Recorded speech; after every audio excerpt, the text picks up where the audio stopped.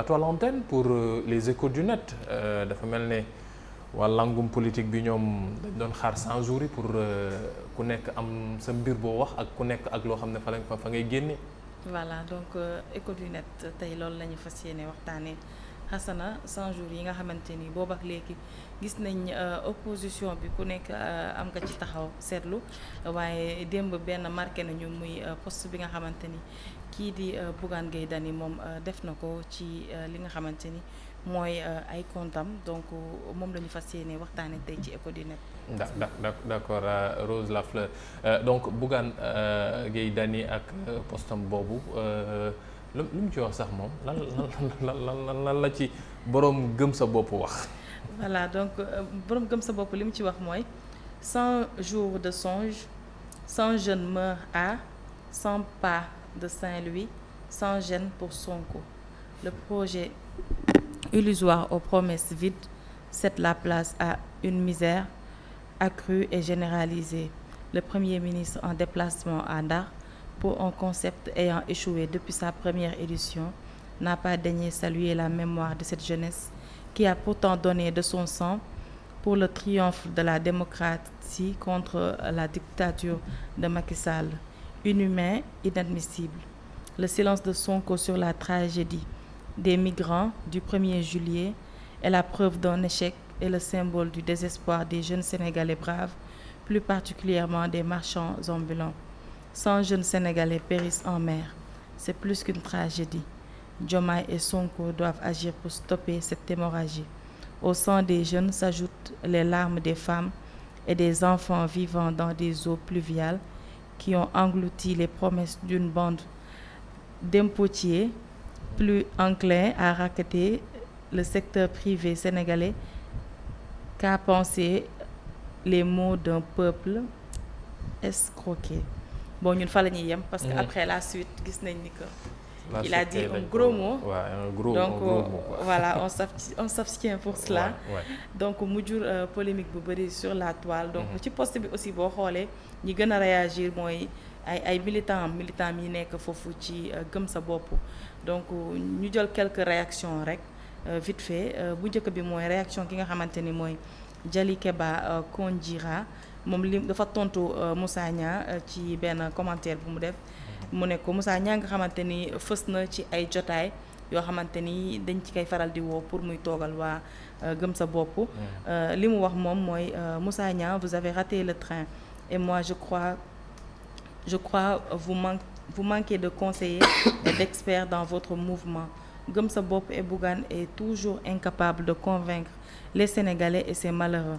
Au lieu et place de faire un trêve, votre leader pense qu'il peut gagner à convaincre la population. C'est une utopie car la manipulation, les calomnies, les insanités et le mensonge vers le Premier ministre et le président le Premier ministre et le président n'ont aucun effet. Alors il va falloir parler avec Bougane pour ne pas faire de gëm sa bopp un mouvement aux antipodes. Alors moom loolu mooy li nga xamante ni moom la tontu kii di Moussa Niang. Meteza Niass moom li mu wax de toute façon 100 000 ans je n'attends rien de ce duo qui est 100 fois pire que Macky et son régime. La déception est totale et les Sénégalais regretteront pour longtemps d'avoir voté pour eux. Louise Diatta, ce principe est qu'il faut à ce vaillant peuple doo xam naa dafa def erreur foofu noonu sénégalais pour endurer ce que le nouveau régime incompétent leur fait subir. Adama Dieng moom li mu wax je ne suis pas élu son excellence monsieur le président de la République du Sénégal Diomaye Faye pour 100 jours man je ne suis pas pressé de rien avec le temps tout sera changé et papa Bougane maa ngi lay xaar te soreetul. Donc lii mooy quelques tweets yi nga xamante ni tànn nañ ko ni ma la ko waxee rek ñi gën a réagir mooy ñi nga xamante ni mooy militant Bougane yi nga xamante ni ñoo bokk foofu noonu ca gëm sa bopp. Alors moom mën nañ jàppe benn coup de gueule la def rek ci li nga xamante ni mooy bilan 100 ans yi nguur bi 100 jours yi 100 jours yi nguur bu bees bi daal di teg mais saa taa moom yàlla ci yàlla musal. Rose monarchie nga ñu yóbbu monarchie directement mais Abdourahmane bon ce grain de sel ci ce commentaire de Bougane Gueye Dany par rapport à ce qui s'est passé mooy chavirement bi xam ne moom moo tax ba ay doomu Sénégal ñàkk seen bakkan déjà ñuy koy jaalewaat encore njaboot yi c'est malheureux que mbir mi nekk loo xam ne day woy ba léegi malheureusement c'est quelque chose boo xam ne c'est difficile à expliquer mais récupération politique ou bien constat réel boo xam ne un politique moom moo ko def pour interpeller ñi xam ne ñoom ñoo nekk ci kaw réew mi fi mu toll nii te war a lijjanti jafe-jafe ndaw yi. Hassana actuellement kenn mënul reprocher Bougane Gueye Dany mu am opinion am par rapport ak ni nga xamante ne noonu la réew mi di doxee. kenn mënu ko reprocher il a envie de dire quelque chose il faut que les gens bàyyi ko mu wax li mu xalaat. par rapport ak réew mi. Sénégal malheureusement li fi am mooy genre la dictature intellectuelle c'est-à-dire nit ki day am benn xalaatam ñu ne non doo ko fi waxee pour lan nañ ko bàyyi mu wax li mu xalaat. et puis après sur la base vraiment de comment on appelle ça. J'ai envie de dire une réponse intellectuelle. Une réponse intellectuelle pour vraiment des interpellations intellectuelles. Interpellation intellectuelle ci ay réponse intellectuelle. Cependant bu ñuy dem dans le fond c'est vrai que am na yoo xamante ne il y a des choses à dire. Mais quoi qu'il en soit il a eu envie de dire quelque chose wax na ko léegi nag bu dee ñi nga xamante ne ñoom lay waxal tontu nañu ko xayrun bu dee tontuwuñu ko aussi xayrun mais dafa am benn affaire tamit boo xamante ne am na. Migration irrégulière mi ngi am ci réew mi ngi continuer di am sax laay wax parce que en fait yàgg na fi ci réew mi léegi nag il a interpellé un peu les autorités par rapport à tout ça par rapport à cette actualité comment est-ce qu'il faut régler ce problème-là en réalité c'est ce qu'il faut comprendre dans son interpellation nan la ñu war a def ba régler problème bi léegi nag aux autorités de dire lan la ñoo def exactement parce que durant les 100 jours en réalité moi j'ai pas eu l'impression en réalité qu'il y a des réponses concernant cette problématique-là. Donc il a interpellé les autorités aux autorités de répondre à cette interpellation tout simplement. De répondre à l'interpellation et de voir fan la ñuy mujjee mbir yi mais man bon si je peux vous interpeller par rapport à une chose moi c'est l'histoire des 100 jours ñun Sénégal fan lañu jëlee l'histoire des 100 jours.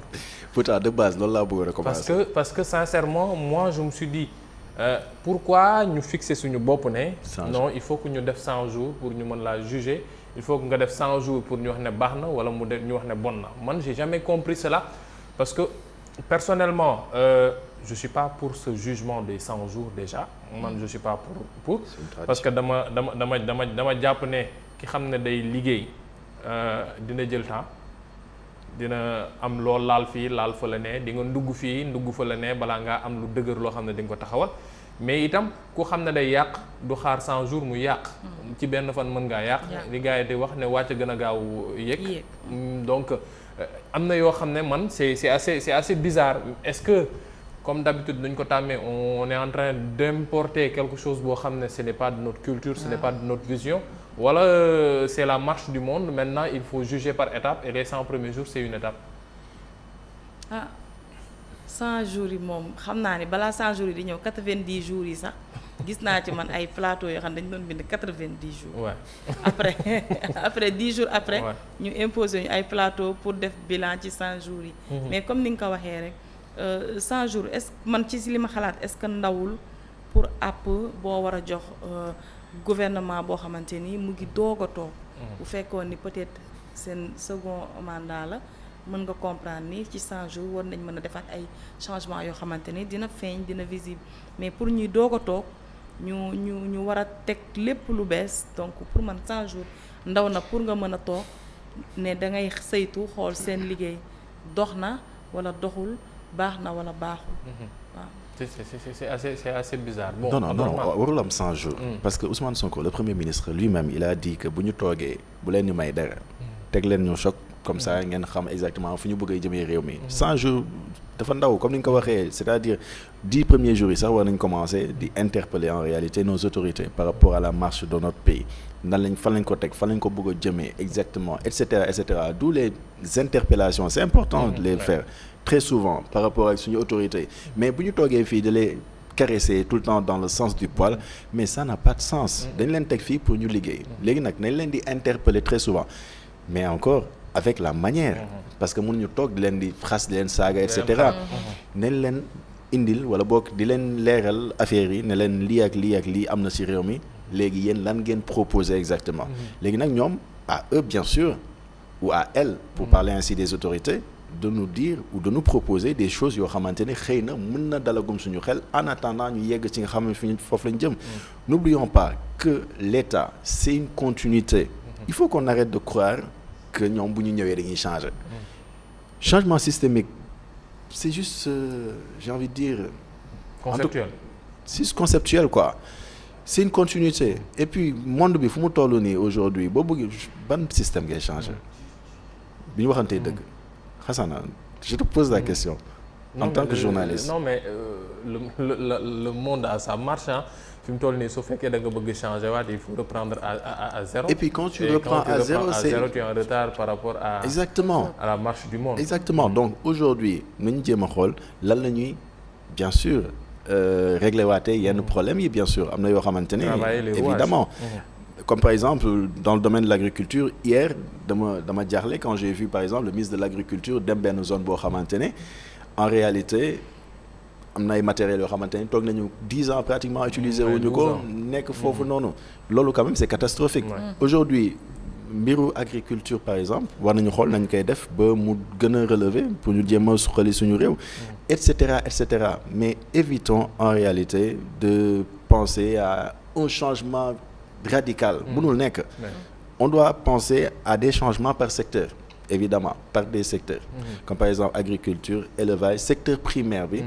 yegg ci industrialisation léegi nag bu yeggee ci industrialisation léegi nag là on pourra penser au développement mais actuellement on peut pas tëb rek na dañuy sonn non changement radical je suis pas trop d'accord c'est important ci leeral yooyu parce que bon par secteur nga mën a soppi parce que comme tu l'as dit le secteur tertiaire bi xam ne moom mooy agriculture élevage yi xam ne ñoom ñoo nekk ci wet gi soo ko lijjantee ba yegg ci industrialisation bi lijjanti nga benn chaîne de valeur boo xam ne économie bu dëgër tam taxaw na fa soo ko taxawlee nag économie bu dëgër industrialisation boobu moom mooy tirer le reste de l'économie parce que yeneen secteurs yi soo leen laalee dina fekk ñoo xam ne taxaw nañu parce que soo industrialiser sa économie par la force l'éducation dafa war a dem fekk ji loolu par la force yeneen secteurs yi xam ne da nga ko yor dañuy dem wuy ji li xam ne moom nga tàmbali donc c'est quelque chose d'important et d'intéressant Rose sant la bu baax gërëm la tu restes sur le plateau pour li nga ñuy andil après mais en attendant on passe tout de suite à la deuxième partie muy li xam ne moom moo jëm ci xibaar yi ci kàllaamay Kocc ak Abdourahmane Ly le temps mu noppi jox ñu xibaar yooyu mais avant loolu Rose il faut qu'on félicite et qu'on encourage mais aussi qu'on dise du courage à ces nouveaux bachelières si démb résultat yi génn na am na ñoo xam ne ci week-end bi sax peut-être seen boss la tàmbalee génn jot nañu message yi ñenn ñi dem nañu toog ñu yuuxu seen tur ñu féliciter ñi xam ne am nañu parce que c'était 9 mois pas 9 ans mais même peut-être 12 ans yi xam ne ba ngay nekk école primaire ba léegi yaa ngi waajal am sa baccalauréat bi te dafa nekk ni ko gars yi waxee ab examen social parce que du yow yaay def baccalauréat mais koñ bi mooy def baccalauréat dëkk bi mooy def baccalauréat ànd ceeg yow c'est bizarre mais baccalauréat ñun Sénégal moom la ñu gën a jox cër sax que licence en tant qu'examen moom la ñu gën a jox tër sax que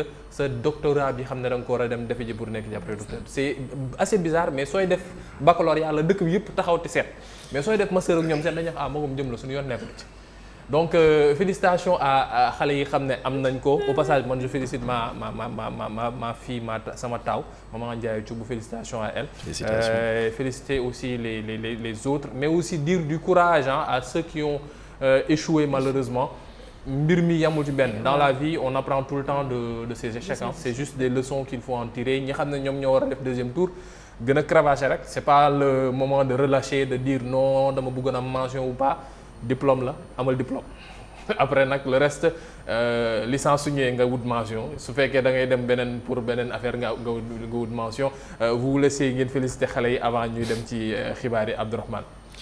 Ben, félicitations bien sûr à ñi nga xamante ne ñooy les nouveaux bacheliers et puis du courage également à ñi nga xamante ni malheureusement ils n'ont pas pu obtenir le bac doon na examen boo xamante dafa metti Trop. effectivement parce que stress rek ngay doxee en fait pratiquement 9 mois stress ngay àndal. da ngay jeex taal. Voilà, ñi man- xam ne de man stress je la leen di me- rëyloo dañuy rëy rek. je me rappelle période ma doon def bac kenn xamu ko ma doon def bac personne n'était au courant quasiment man maa fexe woon ba loolu demee noonu Ouais.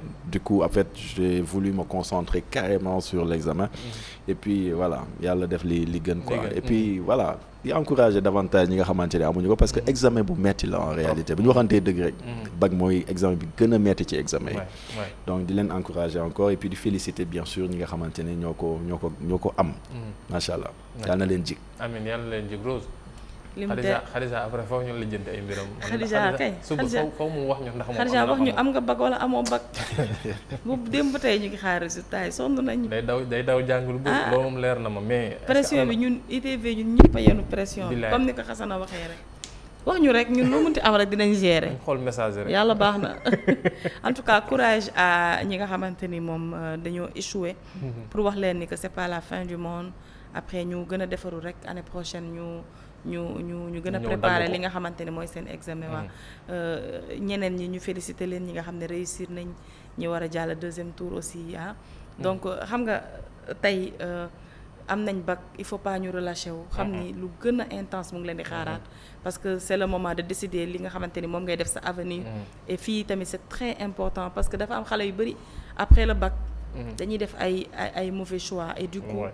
on perd énormément de temps en route dem ba licence xam ne li ngay jàng bëggoo ko wala gisoo ci sa bopp wala après parce que xarit ngay topp. sa xarit ngay topp wala say parents ñoo la naan defal lii nañ bàyyi xale yi surtout ñu choisir li nga xamante ni moom la ñu bëgg def c'est très important de faire un métier boo xam ne da nga ko bëgg parce que non seulement tu travailles mais tu t'épanouis. Ouais, c'est important C'est important. c'est très important nga bañ a liggéey loo xam ne bëggoo ko wala nga bañ a jàng loo xam ne bëggoo ko yenn saa yi day daal je me rappelle bien man ba ma amee baccalauréat semaine bi ci topp ba ma mooy affaire orientation ba mu commencé ma def orientation ne woon fac droit laay dem mais sama xarit yi doon jàngee fac droit ñëpp laa doon buub te leen téye seen loxo ne leen yóbbu leen ma fac droit ma xool fan laay jàngi jee mais ba ma defee premier semestre la ku ma wax fac droit man la génnal tuntu kër Ziguinchor en tourisme instant yaa ngi waroon nekk entre deux avions. non loolu fee bu am la. non mais c'est important parce que choix bi dafa am solo. dafa am solo parce que man dama ko dund dafa am solo. waaw yow da nga la choisir loo lan la choisir loo restauration. marketing. marketing ak a neex. lañ ma ko choisir loo marketing communication après j'ai découvert l'infographie ma dem defi infographie. loolu sa parcours.